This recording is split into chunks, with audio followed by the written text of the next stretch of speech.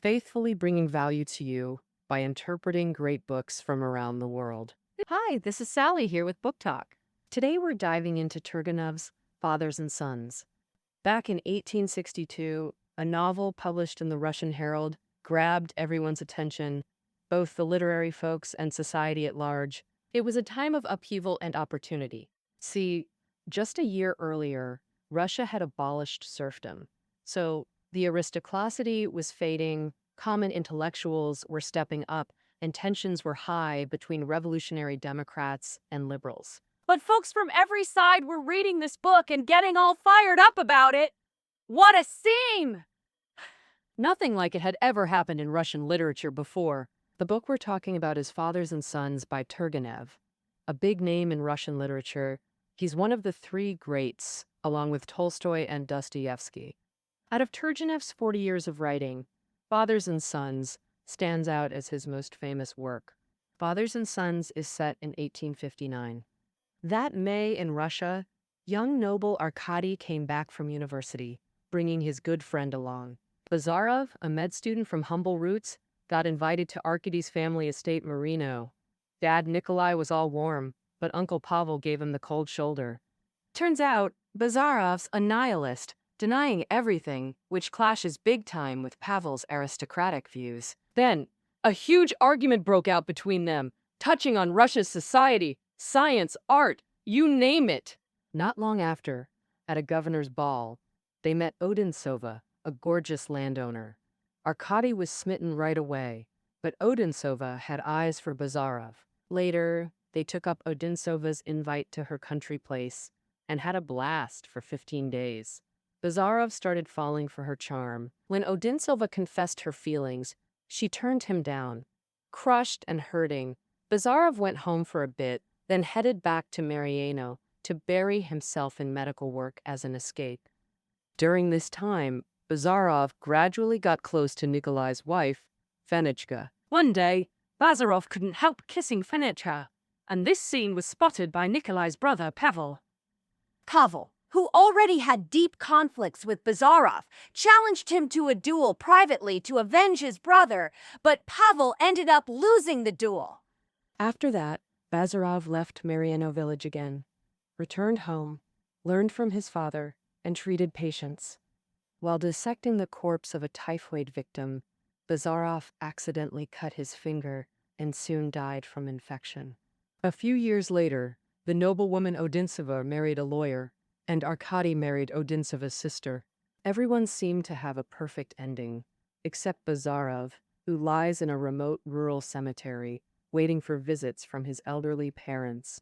With annual visits, that's the gist of the Fathers and Sons story. Before reading this book, people might easily picture it as a story about a father and son's relationship. But that's not the case. Looking at the original Russian title, the author used a plural noun meaning fathers and children. Therefore, the protagonists of Fathers and Sons aren't a specific father and son, but a story between the older and younger generations. The novel has 28 chapters, and while depicting Russian family life and generational relationships, Turgenev also reveals various conflicts in Russian society. Now, I'll explore this novel by examining conflicts between generations, within the younger generation, and Bazarov's personal conflicts. The generational conflict is the main thread. You could say Fathers and Sons is a work about the generation gap. The book depicts the generational clash between old Russian aristocrats and their children in lifestyle and ideology, while also portraying the political struggle between liberal and democratic factions. The conflicts between generations can be grouped into two types. The first is the direct confrontation between the younger generation's Bazarov and the older generation's Pavel. So Bazarov, the protagonist of the younger generation, belongs to the democratic camp, representing the younger side, and is a standout among the common intellectuals of the 1860s. Bazarov came from a common family. His father was an army doctor who retired to the countryside in his later years to treat peasants.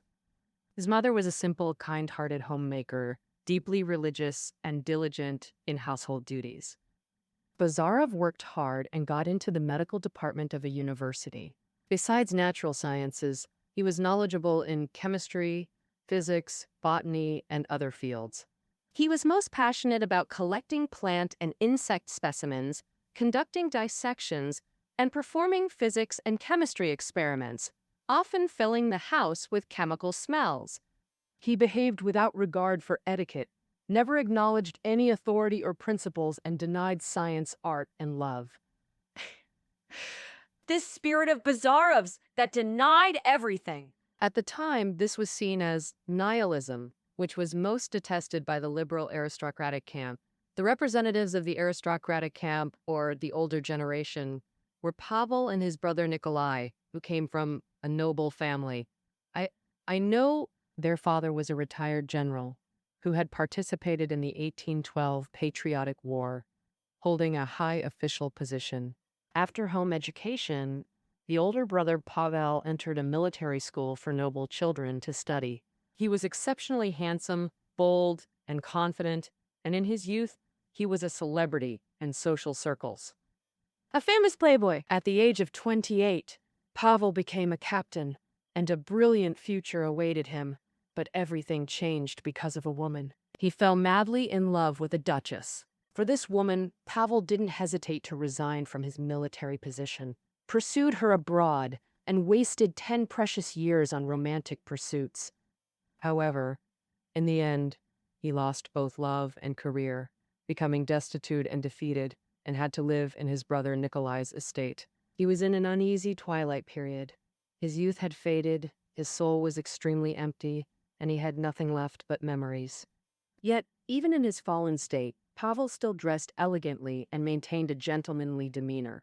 When Pavel and Bazarov first met, the seeds of conflict were sown. First, let's see how Pavel received his nephew.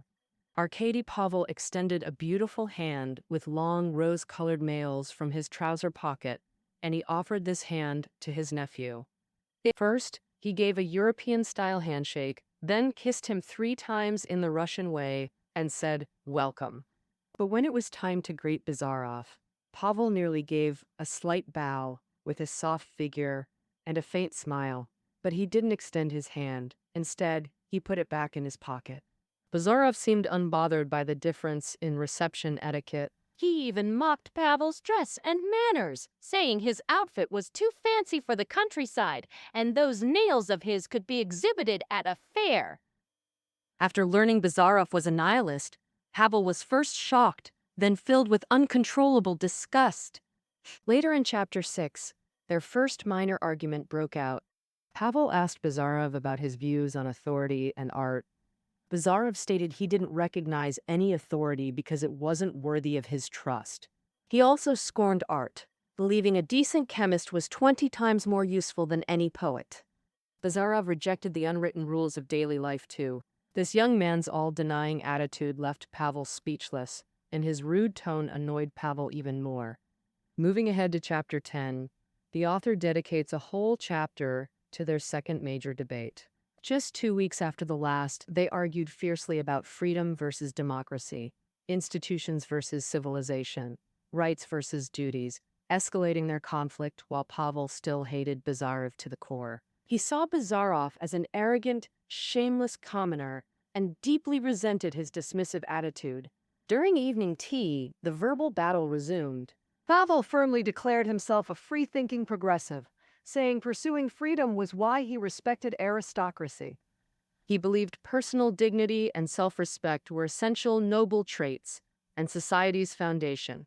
In their era, aristocratic conduct was a guiding principle. Only immoral or empty people lived without principles. Pavel cherished civilization's fruits and praised artists' achievements.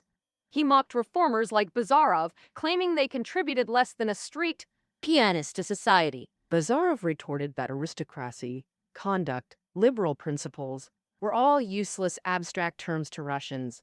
He scoffs at so-called fruits of civilization and denies everything. Systems, authority, principles, you name it.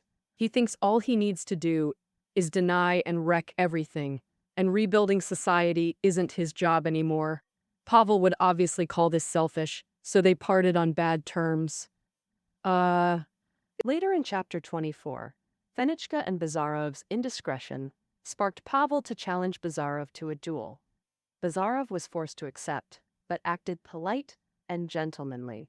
He also suggested Nikolai's servant be the duel's witness, but Pavel scoffed since as a noble landowner, he looked down on the servant. Bazarov won the duel, leaving Pavel deeply shaken. Well, the text describes Pavel like this. His handsome gaunt head, lit by bright daylight, lay on a white pillow like a dead man's head. Yes, he was already a dead man. Yes, Pavel's era had passed. His spirit was drained dry. The debates between Pavel and Bazarov over society, faith, civilization, and such showed the totally different views of the two generations.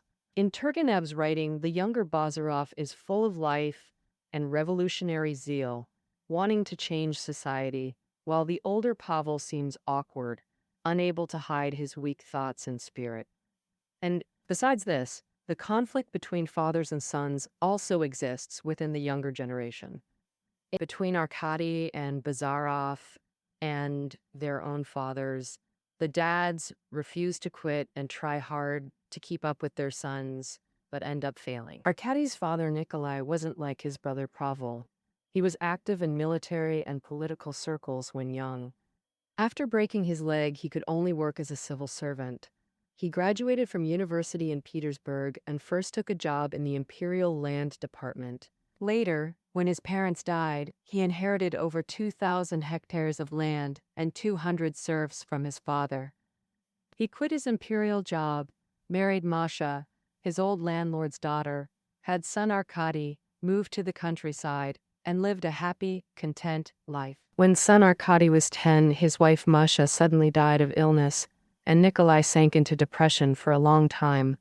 Later, his mindset slowly changed. He started agricultural reforms on his estate, sent son Arkady to study in Petersburg, and actively befriended young people.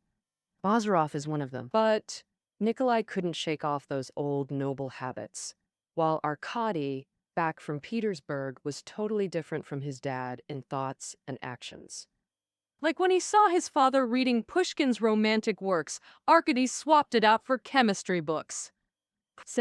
During Bazarov's argument with his uncle, Arkady chose to side with him and argue back against their elders. The same kind of thing goes on between Vasily Ivanovich. After 3 years apart, Vasily was over the moon when his son came back. Vasily totally looked up to his son. For stuff his son hated, he'd remind himself and tell his wife not to do it. He also told his wife not to bug him during experiments so he wouldn't get annoyed. After Bazarov pulled someone's tooth back home, Vasily treasured it like a rare gem. When he found out his son was hurt and infected, Vasily stayed glued to his room, not daring to leave. Sadly, Bazarov died soon after. The old man, broken and weeping at his son's grave, is one of Russian lit's most heart-wrenching scenes. Vasily tried hard to keep up with the times, showing off how modern he was to his son, but the gap in their thinking was too big to hide. Like when he claimed he loved cigars like the young crowd, Bazarov cut him off. Normally at dinner, he'd get a serf kid to chase flies with a twig. But with Bazarov around, Dad was scared of getting scolded, so he sent the kid packing and let the flies roam. Dad would excitedly share weird tales he'd heard, but Bazarov was just bored. At night, when Dad tried to chat, Bazarov said he was sleepy and brushed him off. Truth is, both Nikolai and Vasily kept thinking things over, slowly agreeing with how the kids judged them, and they loved the young folks' energy. Nikolai tried hard to patch things up with Arkady, but he always fell short. But he was really heartbroken, and Vasily knew his place. He laughed at himself as a washed-up army doc, a no-good loser. Someone insignificant like me will be pushed aside. Nikolai and Vasily know their golden age is over. They can't bridge the gap with their sons and will eventually be replaced by newcomers. Clearly, behind this father-son relationship lies the conflict between conservative nobles and young people embracing new ideas. Not just between the fathers, but also between peers Bazarov and Arkady. Differences arise due to family backgrounds, experiences, and personalities. Arkady, a noble youth, belongs to the younger generation by age, but he once followed Bazarov intellectually, acting as his classmate and student. But Arkady's following was short-lived. Early on, he learned from Bazarov, embraced commoner culture, and adopted some commoner thoughts. When Bazarov debated with the two noble-born fathers, Arkady chose to side with him and opposed their privileged mindset. But after falling in love with Katya, a noble landlord's daughter, his past spirit of seeking ideals vanished, and he became obsessed with building his cozy nest. As Bazarov said, Arkady is just a gentle liberal after all, a kind but fragile noble youth who fits better with his elders. Meanwhile, Bazarov is a thorough nihilist, denying everything in the world. Their disagreement began with a conversation in a haystack. At that time, Bazarov stated he wouldn't settle for mediocrity like his parents, or he'd feel bitter and resentful his whole life. Arkady expressed the opposite view, believing there's nothing wrong with living an ordinary life. To put it bluntly, you're a weak-willed, indecisive person, too timid to even have hope for yourself. Arkady retorted that he's arrogant and lacks principles, so both were controlled by hostile feelings. Later, love became the watershed that drove the two friends apart. It greatly influenced their fates afterward. Odintsova is a key character in the love story. Both young protagonists were infatuated with her, driven mad by her. But in the end, Odintsova chose neither. Turgenev spent 7 chapters detailing her emotional development with the two male protagonists. Odintsova is a 29-year-old widow and noble landowner. She also has a sister named Katya. Their father was a speculator and gambler who ended up losing all the money he'd saved his whole life, leaving little for his daughters, putting the girls in a very tough situation. Despite receiving an excellent education in Petersburg, she had to prepare to live out her days in the countryside. But fate had other plans for Odintsova. She was noticed by a 46-year-old millionaire, and for a comfortable life, she married him. Odintsova married him, but later, when her husband passed away, she inherited all his wealth. Now, Odintsova is rich and has land, living a life of luxury. However, she still yearns for love, which led to her encounters with Bazarov and Arkady. The comings and goings with Odintsova greatly influenced Bazarov's pursuit. Odintsova is immensely wealthy and enjoys her life as a noblewoman on her estate, but Bazarov's unexpected appearance disrupted her routine. When Bazarov was invited to Odintsova's home, he ignored noble social etiquette and mocked her for being late to meet him. This blunt directness was unlike other noble youths and caught Odintsova's attention. Bazarov's idea of denying everything also made Odintsova feel both intrigued and puzzled. Gradually, Odintsova became more interested in him, often asking him about scientific topics, which surprised Bazarov quite a bit. This noblewoman's uniqueness also deeply attracted Bazarov. But Bazarov is conflicted. On one hand, in his beliefs, he denies love, thinking it's an unnecessary emotion in this world. On the other hand, every smile and frown from Odintsova stirs his heart. Bazarov hates this part of himself and decides to confront Odintsova. Slow. Bazarov bravely confessed his feelings, but Odintsova wanted to test how much he loved her and what plans he had for the future. She longs for love, but can't abandon everything she has now, as Bazarov pursues. In the end, Odintsova rejected Bazarov, leaving him utterly disheartened. He returned to his hometown and started learning from his father to treat people. Later, he got infected with sepsis and soon became critically ill. Before leaving this world, Bazarov asked his father to send for Odintsova, hoping she'd come see him one last time. Oh, Odintsova wasn't heartless. She came as asked, gave Bazarov a light forehead kiss, and left. That night, Bazarov never woke again. Now let's look at, meanwhile, Arkady, who'd fallen for Odintsova at first sight, failed to win her over, but unexpectedly fell for her sister Katya instead, and they ended up together. Katya was an 18-year-old beauty, youthful and lovely, speaking with a smile as refreshing as spring breeze. Under her sister Odintsova's protection, Katya lived comfortably, received good education, and played piano beautifully. When Arkady first visited Odintsova, he secretly fell for her, but she only wanted to talk with Bazarov, so she sent Katya to play piano for Arkady. Arkady wasn't too keen at first. Katya understood Arkady might not be in the mood to listen, so she played her favorite Mozart piece earnestly. But Arkady got captivated by the beautiful music. He hadn't expected this young girl to play so masterfully, and their shared love for music brought them closer. In the days that followed, Arkady met Katya many times, always having endless things to say to her. Finally, in chapter 26, Arkady confessed his feelings to Katya. "I love you, and I'll never change. Besides you, I won't love anyone else." In response to Arkady's confession, Katya agreed to his proposal with a smile. In the novel's final chapter, the author reveals everyone's romantic outcomes. In a small church in Mariano village, 2 weddings were quietly held with almost no witnesses. These were the weddings of Arkady and Katya, and Nikolai and Fenichka, held simultaneously. As for Odintsova, not long ago, she too married.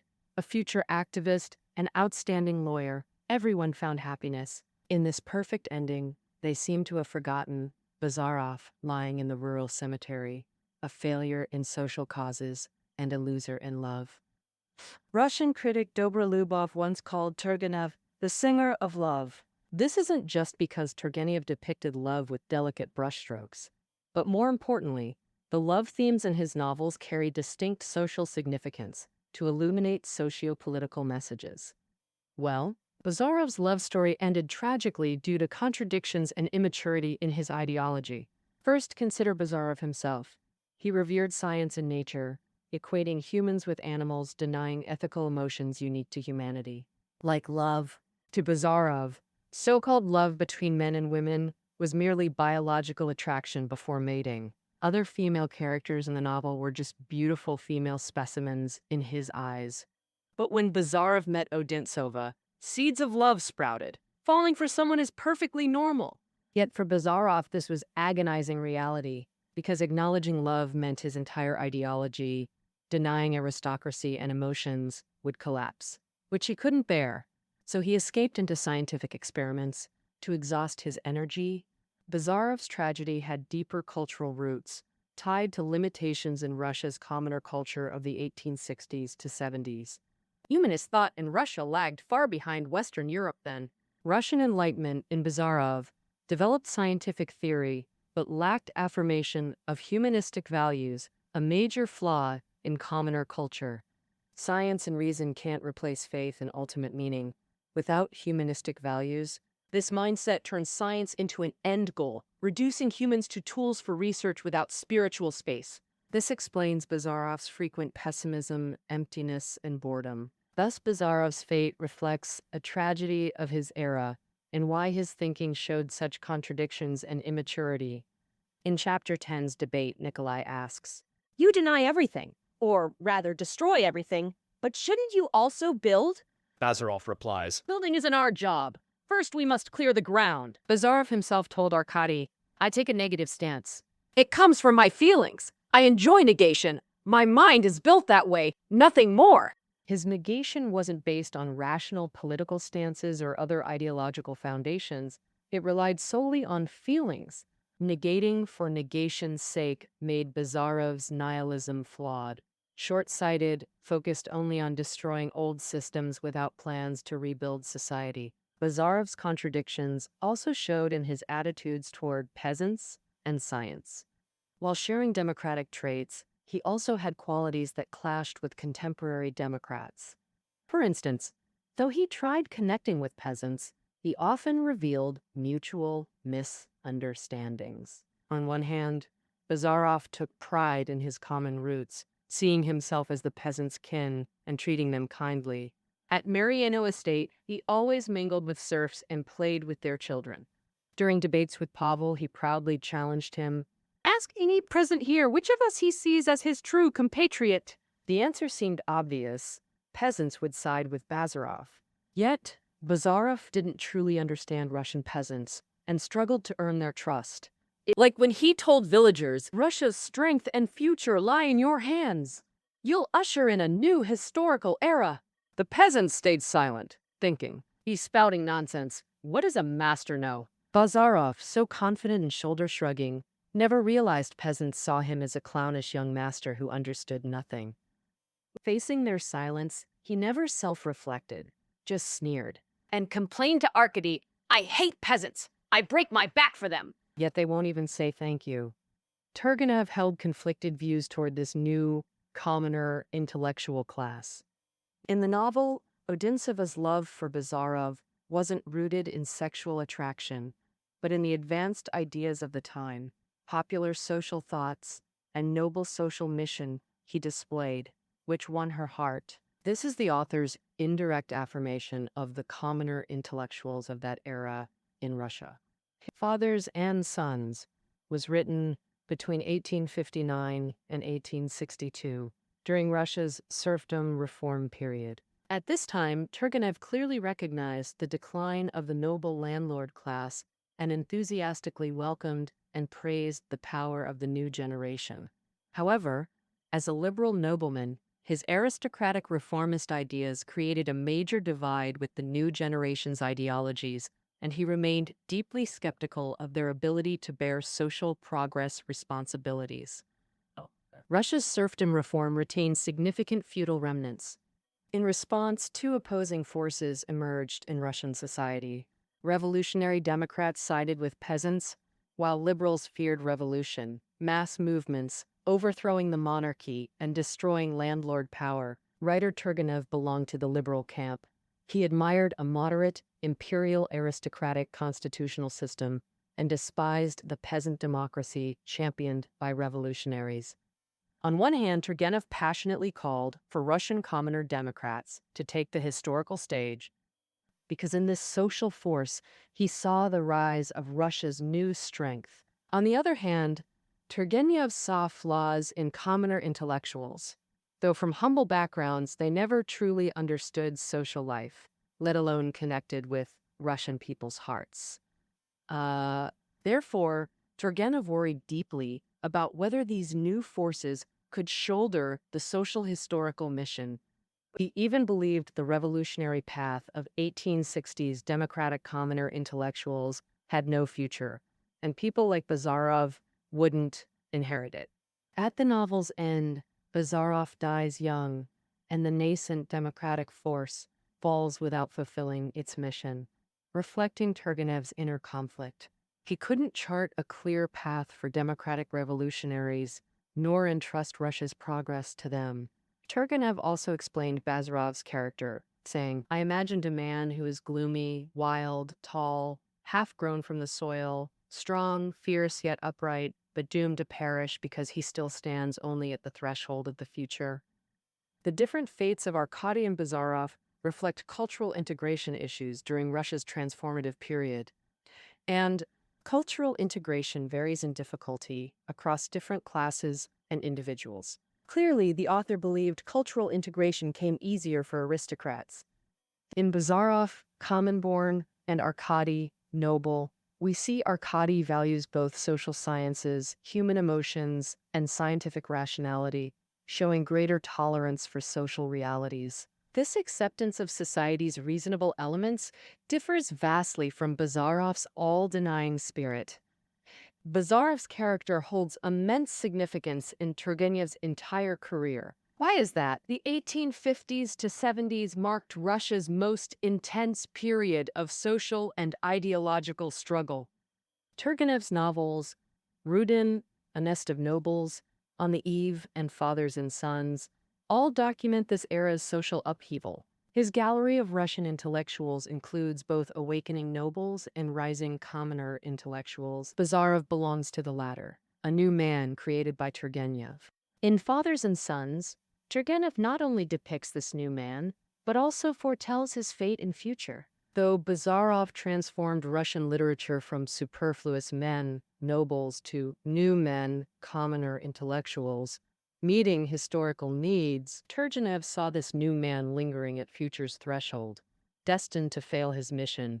His lonely death became the fitting end, sparking widespread debate. After publication, reactions to fathers and sons polarized society. Some readers accused Turgenev of mocking the honest, upright older generation while blindly glorifying the youth replacing them. Now, some readers accuse the novel of groveling to the younger generation with flattery, while others see it as viciously satirizing youth. These contradictory evaluations stem from the novels and Turgenev's ideological complexity in praising the older generation. Turgenev was both a clear-eyed realist writer and a liberal aristocrat. He depicted new men emerging in real life, yet belonged to a different political camp. The author's greatest feeling about this controversy was one word: agony. He felt near resentful indifference from those around him, yet found comfort from enemy camps. In his memoirs, Turgenev lamented, "This novel made me lose, perhaps forever lose the goodwill of Russia's youth." Yet added, "But my conscience remains clear." My attitude toward the characters I portrayed was fair. Far from prejudice, I deeply sympathized with him. Bazarov, radiating nihilism, truly embodied a cultural archetype. In the 1830s, nihilist social thought entered Russia from Germany and France. By the 1850s to 60s, amid sharp social conflicts, it became prominent in Russia. With keen insight, Turgenev captured this phenomenon through Bazarov, offering brilliant artistic critique of nihilism. Bazarov's prototype was a provincial young doctor from the 1860s, whom Turgenev met on a train. Though their talk lasted just 2 hours, it left a powerful impression on the writer. Later, Turgenev grew uneasy as he recognized nihilism's real presence. What I sensed everywhere was absent from our literature.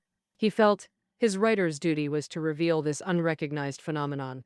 After Fathers and Sons, nihilism became a popular philosophical concept in Russia, inspiring more novels. Turgenev intended to use Bazarov's all-denying progressive force to awaken Russians to reality. However, this approach is ultimately impractical. Though nihilism shook traditional authorities, it failed to establish a rational new value system when old values collapsed. From society's overall progress, nihilism is merely a transitional phase. It will fade over time and perish like Bazarov. Yet, whenever society changes during transitions, figures like Bazarov will emerge, and nihilism may reappear any time. Turgenev himself said, "Faithfully reflecting truth in real life is a writer's highest happiness," defining his significance as a great realist. All right, that concludes our interpretation of Turgenev's Fathers and Sons. Reading notes are below the audio. See you tomorrow.